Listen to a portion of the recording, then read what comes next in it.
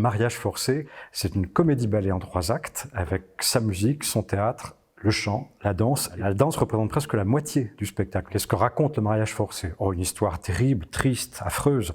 Comment M. Sganarelle, 50 ans bien sonné, a décidé d'épouser la jeune Dorimède qui doit péniblement en avoir 16. Évidemment, ce que Molière va s'employer à faire, c'est à renverser la vapeur. C'est-à-dire que ce que ça va raconter, c'est comment l'égoïste Sganarelle, le violent Sganarelle, va se faire totalement manipuler par la jolie Dorimède, et c'est lui qui va être obligé d'épouser Dorimède. Et le mariage forcé forcera non pas la jeune fille, mais forcera le vieillard, le barbon. C'est de la comédie-ballet, c'est-à-dire que c'est un univers de fantaisie, un univers que justement amène beaucoup la danse et dans lequel Molière se trouve extrêmement à l'aise. Et donc pour cette comédie-ballet, il imagine des moments qui sont déjà les moments théâtraux, qui sont pleins de vie. Quant aux parties qu'on appelle les divertissements et qui constituent presque la moitié de l'ouvrage, Molière se lâche. Dans cette comédie-ballet, par exemple, on trouve un rêve. C'est la seule fois dans toute l'œuvre de Molière, il illustre un rêve. Sganarelle rêve. Un petit peu plus tard, il va faire intervenir ce qu'on appelait les Égyptiens à l'époque, qui sont plutôt pour nous les saltimbanques. Et c'est d'un seul coup tout l'univers du cirque qui déboule en scène. Et puis un peu plus tard, il fait appel à un magicien. Et le magicien lui-même suscite des diables. Puis après, on a droit au mariage de Sganarelle avec danseurs et danseuses espagnols.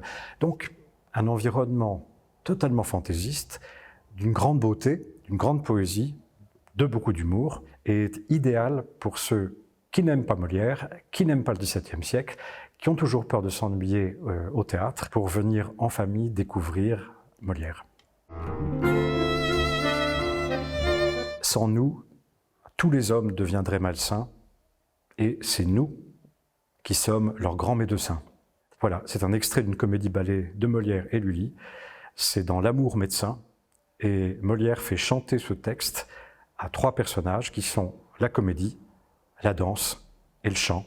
Mais je crois que la comédie-ballet, c'est le meilleur médicament qu'on puisse proposer aujourd'hui au public. J'ai pas de plus beau souvenir sur scène parce que je suis metteur en scène. Allez, je veux dire Les Amants magnifiques, comédie-ballet de Molière et Lully, la grande danse finale d'Apollon. Comme je ne suis pas comédien, mais que de temps en temps, quand dans des productions, il y a des tout petits rôles où c'est gênant de demander à des comédiens de venir participer à la tournée, c'est moi qui m'y colle. Et comme je suis mauvais comédien et que j'ai une mauvaise mémoire, chaque fois que je m'y suis collé, ça a toujours été très très délicat, jusqu'au point où quelquefois j'ai oublié de rentrer en scène, et ça c'est des très très mauvais souvenirs. Je trouve que c'est plus une question de plaisir, de bonheur, de joie, de ce qu'est le théâtre, de sa vieille histoire, de ses longues traditions, et non pas la superstition. Le Sganarelle de Molière, parce que d'abord c'est le rôle que jouait Molière, mais c'est aussi parce que Molière l'a fait jouer dans plein de pièces. C'est un personnage qu'on trouve aussi bien dans Le Médecin volant, que dans Le Médecin malgré lui, que dans L'École des Maris, que dans Don Juan. Donc il a plein de facettes et il est passionnant à cause de ça. Avoir une bonne mémoire. J'aime bien apprendre par cœur un maximum de fables de La Fontaine, mais je ne les dis jamais en public. Parce que je trouve que ce sont des petits chefs-d'œuvre en tant que tels, que chacune est tellement réussie, tellement parfaite, a tellement à la fois de fantaisie et en même temps de poésie, et en même temps de profondeur, et en même temps de grâce, de légèreté, que les savoirs, en connaître tous les vers, toute la musique, toute la beauté, est un plaisir personnel.